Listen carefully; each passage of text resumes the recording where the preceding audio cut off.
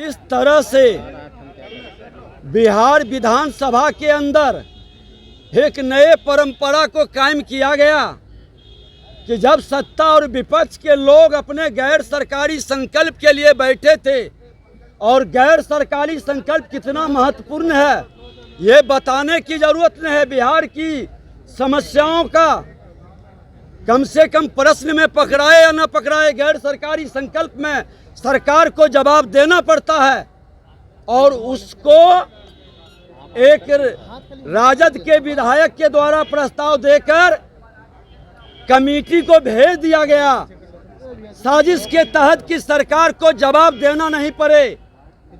ये दुर्भाग्यपूर्ण स्थिति है। मुख्यमंत्री सदन में आए और जवाब देने के डर से गैर सरकारी संकल्प को ही समाप्त करवा दिए। और उससे भी हद हो गई कि बिहार गीत शुरू कराए। हम लोगों ने बिहार गीत गाया, अपने बिहार पर गर्व करते हैं, लेकिन अपने राष्ट्र पर भी हमें गर्व है। राष्ट्र गीत जब हम लोग गाने लगे तो अध्यक्ष और ट्रेजरी बेंच से माननीय मुख्यमंत्री सभी उठ के चले गए। राष्ट्र गीत का अपमान करने वाले लोग क्या राष्ट्र के हितैषी हैं? वंदे मातरम कहने में जिनको शर्म लगता है, जनता उनको वंदे मातरम की धरती पर चैन से रहने नहीं देगा।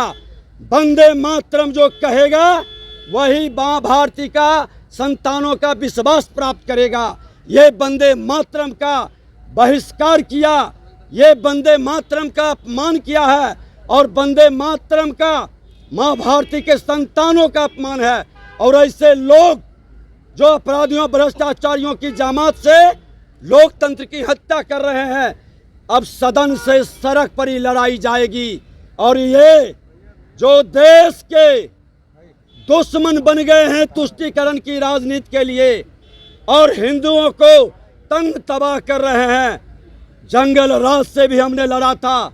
जंगल राज को मुख्यमंत्री जनता राज कहते हैं, और ये गुंडा राज में बदल गया है। गुंडे हो रही है सदन के अंदर, जो मन में आ रहा है नियम से हटकर अपनी मनमानी चला रहे हैं। उस गुंडा राज को भी खत्म करेंगे। अब लड़ाई सड़क की ओर चलेगी। नीतीश जी ने कहा है कि हिंसा जो हुई है उसमें दो लोग हैं, एक जो राज कर रहा है और दूसरा एजेंट है उनका। कौन? ये इनको कोई अधिकार नहीं है बोलने का।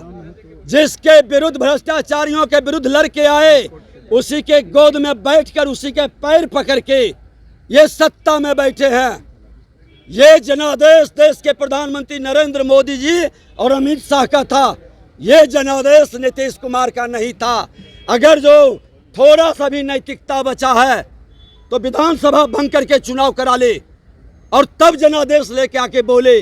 चोर दरवाजा से आके सत्ता में बैठने वाले को कोई अधिकार नहीं है। ओवैसी को बीजेपी का एजेंट बताया उन्होंने। ये खुद एजेंट हैं।